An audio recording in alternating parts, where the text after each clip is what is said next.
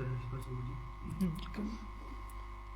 धर्म सभा के इस रविवारी लाइव कार्यक्रम में आप सभी का बहुत बहुत स्वागत है। न्याय धर्म सभा के इस प्रोग्राम के माध्यम से आप सभी देखने और सुनने वालों को राष्ट्रीय और सामाजिक महत्व के समसामयिक प्रश्नों पर स्वयं आदरणीय गुरुदेव से मार्गदर्शन प्राप्त होता है। तो इसी श्रृंखला में आज पंजाब से एनडीएस के कार्यकर्ता नीरज जी ने एक प्रश्न पूछा है। वो लिखते हैं कि वर्तमान परिप्रेक्ष्य में ईवीएम को लेकर जो विश्वसनीयता व संशय का माहौल है, वहीं न्याय धर्म सभा द्वारा प्रस्तावित न्याय प्रस्ताव क्रमांक संख्या डिजिटल वोटिंग सिस्टम कैसे अपनी विश्वसनीयता को बनाए रखने में कारगर हो। इस पर हम सभी आज आदरणीय गुरुदेव से मार्गदर्शन प्राप्त करेंगे।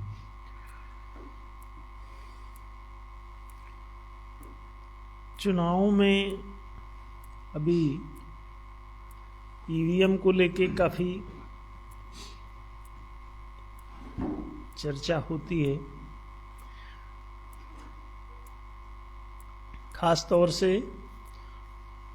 जो दल जीत जाता है वो तो इस पर साइलेंट रहता है, लेकिन जो दल हार जाता है अथवा हार जाते हैं वे लोग ईवीएम पर बात करने लगते हैं कि इलेक्ट्रॉनिक वोटिंग मशीन जो है इसकी वजह से वो हारे हैं, क्योंकि इससे अपनी छवि को बचाने और बनाए रखने में सहायता मिलती है। ऐसा आरोप अगर ईवीएम पे लगा दिया जाए कि उसकी वजह से वो हारे हैं, तो अपनी हार की जो मौलिक वजह है कि वो एक नाइंसाफ पार्टी है, वे अन्याय पर आधारित राजनैतिक दल हैं, राजनैतिक की जगह अनैतिक है, ये सब बातें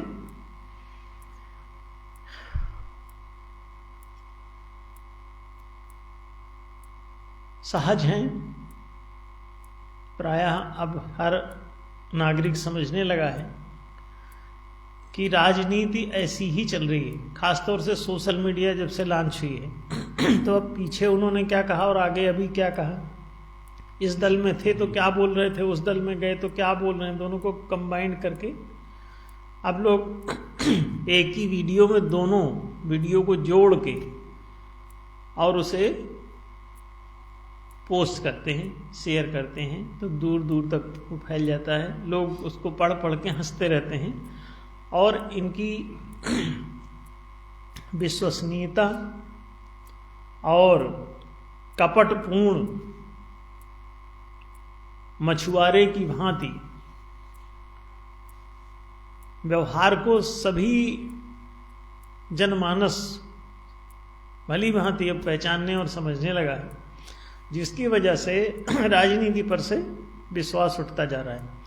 अभी आपने देखा कि पीछे अभी घटना हुई कि संसद में कोई दो लोग कोई घुस गए और एक महिला कोई बाहर नारा लगाती रही और वो लोग जूते चप्पल में धुआं अपने करने वाली कोई पदार्थ वो उसमें डाल के और चले गए और वहाँ उन्होंने धुआं भर दिया ताकि कुछ अजीब सा लगे कि उन्होंने कुछ किया। संभव है कि वो सरदार भगत सिंह मंच के हों, क्योंकि भगत सिंह जी ने ऐसा ही पहले अंग्रेजों के टाइम पर कभी किया था।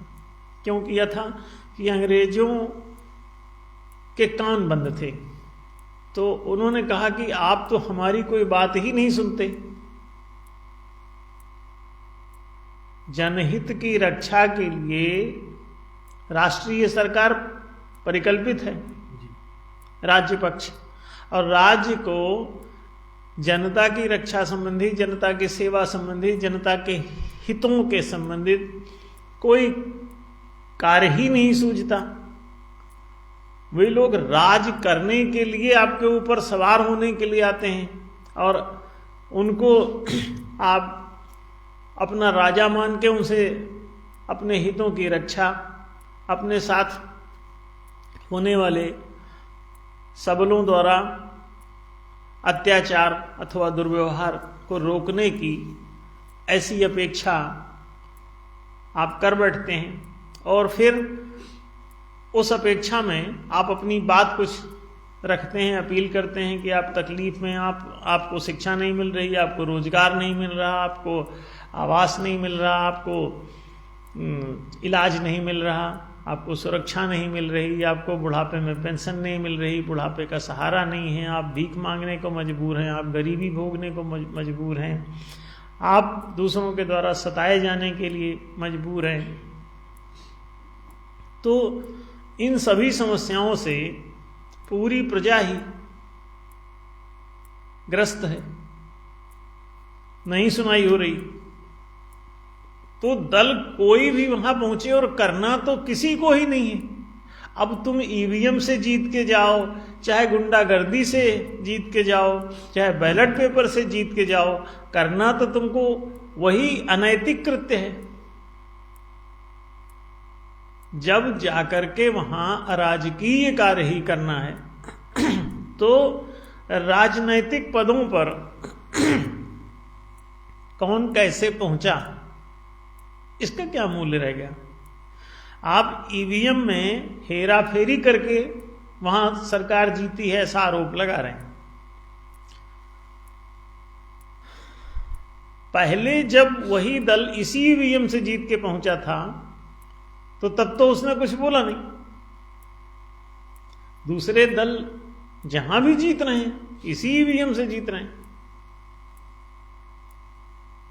इसका मतलब अगर हेरा फेरी किसी को करना था तो वो तो सभी जगह कर लेता, वो कर्नाटका में भी कर लेता, तेलंगाना में भी कर लेता, वो केवल राजस्थान में और मध्य प्रदेश में ही क्यों करेगा।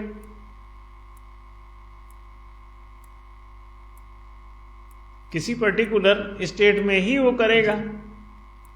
ये कौन सा नुस्खा है। अगर कोई बेईमान है तो सब जगह ही बेईमान होगा, करेगा ही। क्यों, जीत की कोई गारंटी तो किसी स्टेट में नहीं रहती, सभी सोचते हैं कि वो जीत जाएंगे। तो ईवीएम के जरिए होने वाला मतदान हो, अब वो सही हो अथवा गलत हो, इससे भी फर्क नहीं पड़ता। कोई हाईजैक करके मशीन को और अपने खाते में सारे वोट डाइवर्ट कर लेता है, तो ईवीएम पर हाईजैकिंग का आरोप लगाने की क्या जरूरत है। वोट तो वैसे भी हाईजैक्ड है। बैलेट पेपर से भी डलवाओगे तो पहले से ही उनके ब्रेन में ही हाईजैक्ड है। मतदाताओं के ब्रेन में ही आप भाई दिन भर आप झूठ बोलते हैं। एक भी नेता का कोई भाषण सच्चा नहीं होता, सच बोलता ही नहीं कोई। पूरी दुनिया में जब अभी आईक्यू वाला ही हर पोस्ट पर है, तो आईक्यू वाले जितने भी लोग होते हैं वो सेंसिबल तो होते हैं लेकिन सेंसिटिव नहीं होते। तो जो सेंसिबल है वो बातों के अर्थ को समझता है। तो जब वो अर्थ को समझने लगता है तर्कों के माध्यम से, तो अनेक प्रकार की तार्किकता, अनेक प्रकार की कल्पनाशीलता, अनेक प्रकार की प्रायोजना लिए बैठा है। रोज हर चीज के 36 उपाय उसके पास हैं, 36 रास्ते लिए बैठा है। चोरी भी करता है तो 36 उपाय उसके पास बचने के पहले से प्लान्ड है। इसीलिए कोई भी बुद्धिमान व्यक्ति कभी पकड़ा नहीं जाता। वो चाहे जितनी चोरी करे, चाहे जितनी बदमाशी करे, चाहे जितने अनैतिक कृत्य करे, उसका कहीं कोई पकड़ नहीं। बल्कि वो तो 4 झूठे मुकदमे आपके ऊपर और ठोक देगा। बेईमान का कोई आचरण सही नहीं होता, वो सारी बातें गलत करता है, पूरी जिंदगी ही वो गलत जीता रहता है। आईक्यू जिनका भी बौद्धिक विकास हो गया है वो चालाक हो जाते हैं। तो जब वो चालाक हो जाते हैं तो वो दिन भर ही झूठ बोलते हैं। वही आदमी कांग्रेस में घुसा है तो कुछ और बोल रहा है, भाजपा में घुसा है तो कुछ और बोल रहा है, आम आदमी पार्टी में घुसा है तो कुछ और बोल रहा है, सपा में घुसा है तो कुछ और बोल रहा है, बीएसपी में घुसा है तो कुछ और बोल रहा है।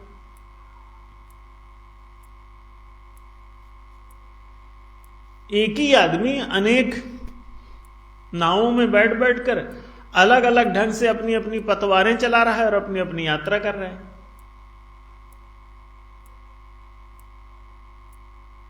तो सबकी जब एक ही पॉलिसी है कि सभी बेईमान हैं, सब में आईक्यू वाले ही हैं, आईक्यू वाला व्यक्ति वाक्पटु होता है, स्वाभिमानी होता है, उसमें मन बुद्धि चित्त अहंकार का विकास हो जाता है मानसिक विकास के कारण। तो ये मनश्चतुष्टय, मन बुद्धि चित्त अहंकार मनश्चतुष्टय कहलाते हैं। ये तन के भीतर ये मन का जो माया जाल है, ये जब पैदा हो जाता है तो मनुष्य जो है छल कपट हेरा फेरी दांव पेंच की सारी कूटनीतियां प्रारंभ कर देता है। तो वो आप ईवीएम कर दो, उसमें वो हेरा फेरी करेगा। आप बैलेट पेपर कर दो तो बैलेट पेपर क्या, बैलेट बॉक्स नहीं हाईजैक्ड हो जाते, वो तो पेटी ही बदल देते हैं सीधे। ईवीएम में तो फिर भी कुछ गुंजाइश है कि आप कुछ पकड़ धकड़ कर सकते हो, उसमें तो कुछ पकड़ धकड़ भी नहीं कर सकते। पहले से ही ठोक के बैलेट पेपर सब तैयार हैं, उसको पेटी में भर के इसको रख दिया और उसको उठा ले गए। वहां जहां वोटिंग हो रही है वहीं पर बैलेट बॉक्स बदला जा सकता है। पहले से ही वो वोट डले हुए बैलेट बॉक्स वहां रखे जा सकते हैं। क्यों? वहां 4 अधिकारी हैं, वो चारों अधिकारी कोई ब्रह्मलोक से आए हैं, वो कौन से दूध के धुले हैं और कौन सा आज का अधिकारी दूध का धुला हुआ है? वो तो सारे पहले से हाईजैक्ट रहते हैं, अथवा वो किसी बीजेपी वाले हैं अथवा कोई कांग्रेसी हैं। उनकी वहां पे कोई गारंटी नहीं है कि वो किसके पक्ष में क्या करा बैठे। वहां जांच वाला पुलिस अधिकारी खुद ही अपराधों में लिप्त रहता है, दिन भर कर आता है आपको, और अब उसके ऊपर कोई अपराध कोर्ट को भी पता है। पुलिस गाली दे रही, पुलिस घूस ले, पुलिस ये करे, सारे अपराध पुलिस कर रही। अब बंद दूसरे लोग होते हैं और पिटाई इनकी होती है प्रजा की। तो कहीं भी आप देखिए तो जब सभी जगह हर पद पर आईक्यू ही जा रहा है और कोई पैरामीटर आपके पास नहीं है, चालाक वर्ग हर पद पे जा रहा है, तो 2 ही कौमें बची हैं दुनिया में, 2 ही वर्ग बचे हैं, एक अनपढ़ और एक पढ़ा लिखा, एक अशिक्षित दूसरा शिक्षित। 2 ही प्रकार के लोग हैं। जो अशिक्षित है वो मछली की तरह मूर्ख है, और जो शिक्षित है वो मछुआरे की तरह धूर्त है। तो ये मूर्खों और धूर्तों का एक अद्भुत कॉम्बिनेशन है। उसमें ईवीएम का क्या दोष है? ईवीएम की तो कोई बात ही नहीं है। ईवीएम की जगह आप कोई भी टर्मिनोलॉजी वहां लेके आओ, कोई भी टेक्नोलॉजी लेके आओ, कोई भी तकनीक लेके आओ, कोई भी डिवाइस लेके आओ, कोई भी तरीका लेके आओ, जब ये 2 ही कौम है पृथ्वी पर, एक शिक्षित दूसरा अशिक्षित।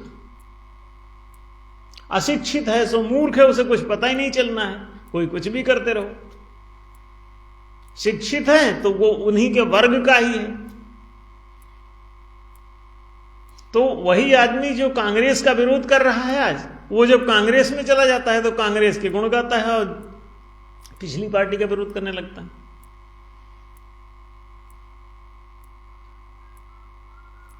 दो ही प्रकार का आदमी। तो सारे शिक्षित इस एक मत हैं क्या कि जो मूर्ख हैं उनको आप चूसते रह सकते हो, उनके हिताधिकारों को लूट सकते हो। तो मगरमच्छ सब पढ़े लिखे प्राणी और मछली लोग अनपढ़ प्राणी। तो अनपढ़, अब इसी को दूसरे अबल और सबल में बांट दो, ऐसा कह दो। बल भी शारीरिक बल से बुद्धि बल प्रबल है, तो अबल और सबल डिवाइड हो गया उसी तरह से, बुद्धि से बलम तस। तो जो भी पढ़ा लिखा है उसका बौद्धिक विकास हो गया है, वो दुनिया भर के गणित और तिकड़म सीख गया है, 2+2=3-5 करना शुरू कर दिया है उसने, अब 4 होना उसका बंद हो गया है। दुनिया में सबको शिक्षा चाहिए, सबको रोजगार चाहिए, ये शाश्वत रूप से प्रिस्क्राइब्ड है। न शिक्षा दी जा रही है, न रोजगार दिया जा रहा है। आप कितना भी चीख लो, चिल्ला लो, आपको गुलाम बनाया जाएगा, आपके श्रम का अपने खातों में वो लोग ट्रांसफर करेंगे। आप कुछ भी कर लो, अगर 2 ही वर्ग में आप बटे हुए हो तो ये ऐसा हो जाएगा, 2 भाग में आप बट गए। अगर आप इस 2 भाग से निकल करके इन दोनों भागों को, इन द्वैतों को आप अद्वैत में नहीं बदलोगे। अद्वैत क्या कहता है कि पढ़ा लिखा और अनपढ़ दोनों एक हैं, अबल और सबल दोनों एक हैं। तो ये जो मानव एकात्मवाद का सिद्धांत, दीनदयाल जी ने एक बुक लिखी है मानव एकात्मवाद पर, आप उसको पढ़ें तो आपको पता चलेगा कि दोनों को कंबाइन करो, और जब कंबाइन कर दोगे तो कंबाइन में क्या करोगे? कंबाइन करने के बाद आपके पास 2 में से एक पक्ष बचेगा, तो कौन सा बचेगा?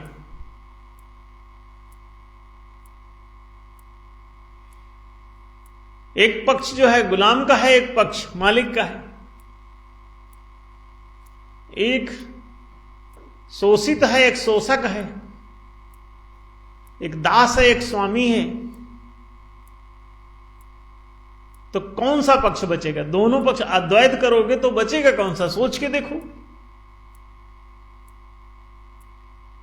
सब दास होंगे तो फिर दास बनाएगा कौन? अगर एकीकरण कर दिया, इसका मतलब ये तार्किक दृष्टि से खारिज हो गया। तो अब दूसरा पक्ष बचा कि सब स्वामी होंगे, सब मालिक होंगे। तो मालिक होने का फिर तरीका क्या है? अगर अद्वैत करोगे तो एक ही कौम बचेगी कि सब मालिक होंगे। सब गुलाम होंगे तो किसी को,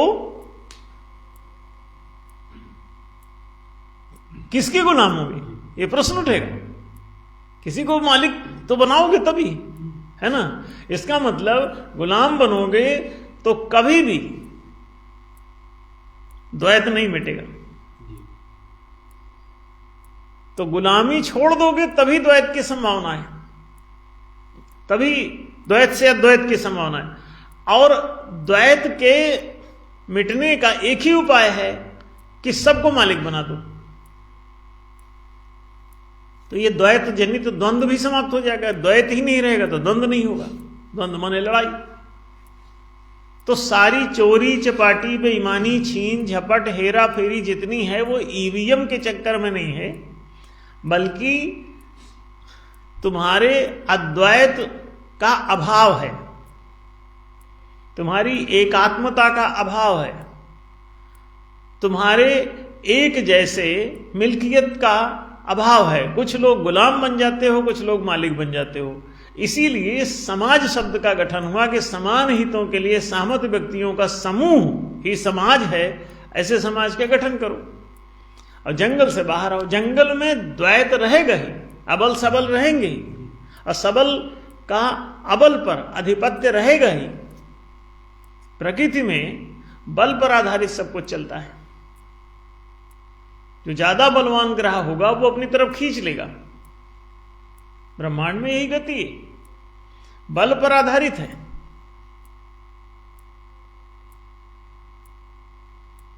बल पर आधारित है। तो प्राकृतिक जो व्यवस्था है उसमें बल पर आधारित कार्यक्रम चलता है।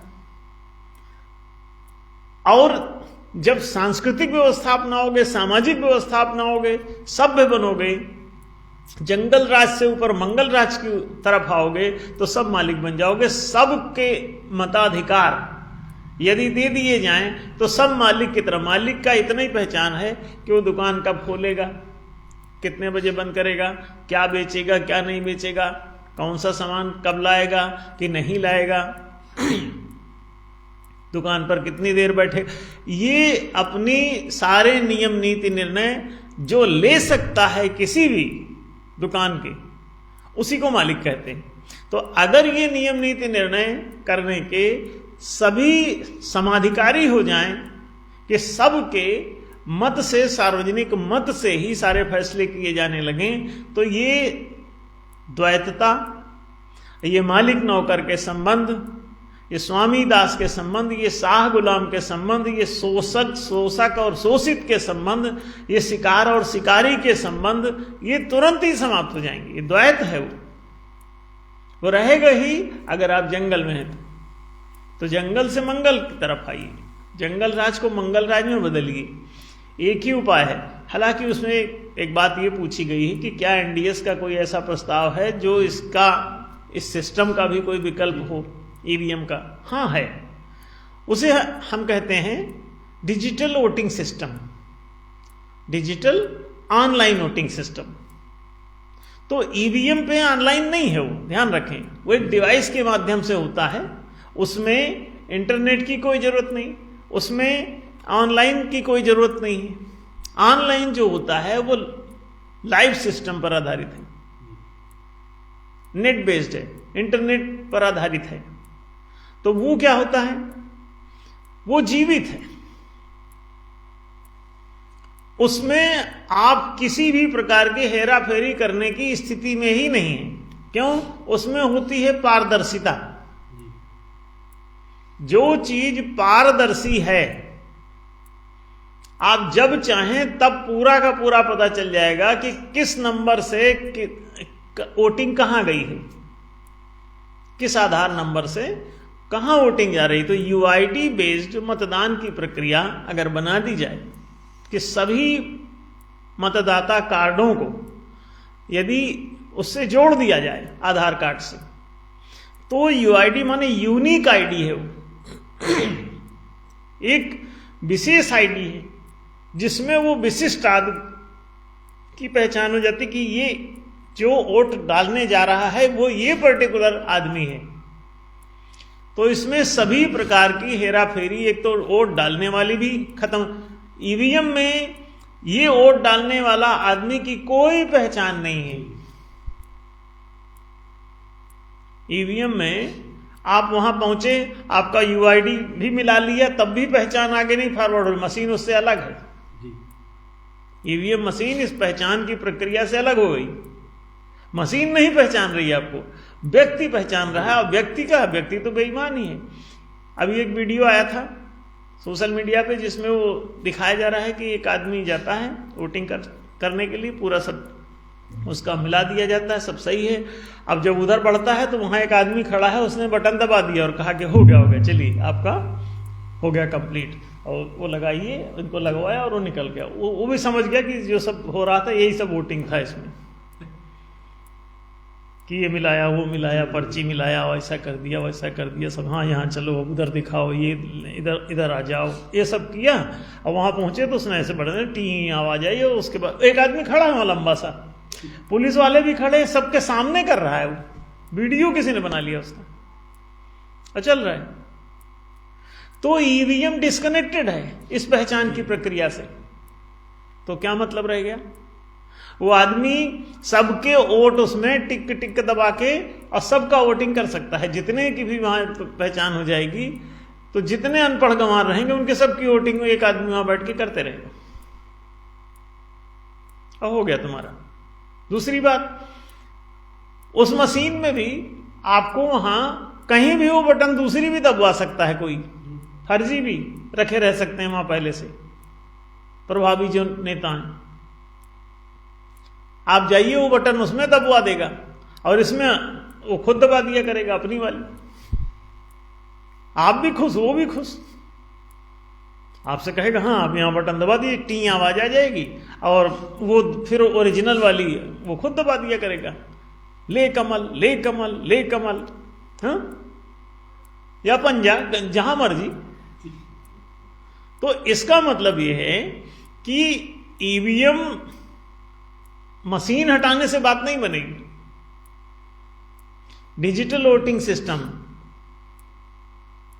न्याय प्रस्ताव क्रमांक 54 न्याय धर्म सभा का ये प्रस्ताव 111 प्रस्तावों में से 54वां प्रस्ताव जो है वो डिजिटल वोटिंग सिस्टम का है, जो कहता है कि मोबाइल के थ्रू आप घर बैठे नहाते नहाते, खाना खाते, गाना गाते, कहीं भी आप बैठ के और अपना वो करिए, आपका ऐप में ही आधार कार्ड मैच हो जाएगा। अब वहाँ से आप उनके ऐप पर जो है चुनाव आयोग के ऐप पे आप वोटिंग करते रहिए और रोज आप वोटिंग कराता रहे, आपको कोई दिक्कत भी नहीं है उसमें, हर विषय पे वोटिंग कराई जा सकती है। अब एक्यूरेट ही रहेगा, आप चिंता मत करिए, प्रिंट आउट तक मिल जाएगा आपको चाहिए तो। सरकार गोपनीय रखना चाहती है, चुनाव आयोग गोपनीय रखना चाहता है तो ना गोपनीय रखे रहे कि वो ना निकाले उसमें से। अब कभी कोई कोर्ट जांच कराना चाहे तो उसको प्रिंट आउट मंगवा सकेगा, तो वो तो सबका पता ही रहेगा कि ये वोटिंग गया तो कहां गया, इतने वोट पड़े, इतने सबको मिले, बात साफ रहेगी। तो डिजिटल वोटिंग सिस्टम जिस दिन इंप्लीमेंट हो जाएगा, ये हमने चुनाव आयोग को पिछले 10-15 साल से हम दे रहे हैं। चुनाव आयोग लगभग इस पर सहमत भी हो गया था, ये प्रक्रिया आगे बढ़ भी रही है, कभी ना कभी ये इंप्लीमेंट होगा भी। डीबीएस सिस्टम जैसे डीसीएस सिस्टम हमारा इंप्लीमेंट हो ही गया है और बढ़ते बढ़ते वो पहुंच जाएगा, उसी तरह ये भी इंप्लीमेंट समझो हो चुका है, बढ़ते बढ़ते अपने आप लागू हो जाएगा एक दिन। ये धीरे धीरे किस्तों में, क्योंकि जो चीज सुविधाजनक होती है वो ऑटोमेटिकली आपके सिर पर सवार हो जाती है, आपको अच्छी लगने लगती है और आप खुद ही ओढ़ लेते हैं उसको मजबूरी में। जैसे आपने बैलेट पेपर की जगह डिजिटल ये ईवीएम इलेक्ट्रॉनिक वोटिंग मशीन आपने ओढ़ ली है, अडॉप्ट कर ली है, उसी तरह आप उसको भी ओढ़ने ही वाले हैं। आप माने तब भी ना माने तब भी आपको ओढ़ना ही पड़ेगा, हम जो कह रहे हैं। डिजिटल करेंसी सिस्टम से हमारे कोई बच नहीं पाया। आज सैकड़ों देश, ये डिजिटल करेंसी सिस्टम हमारा बहुत दिनों, ये रजिस्टर्ड प्रस्ताव है हमारा।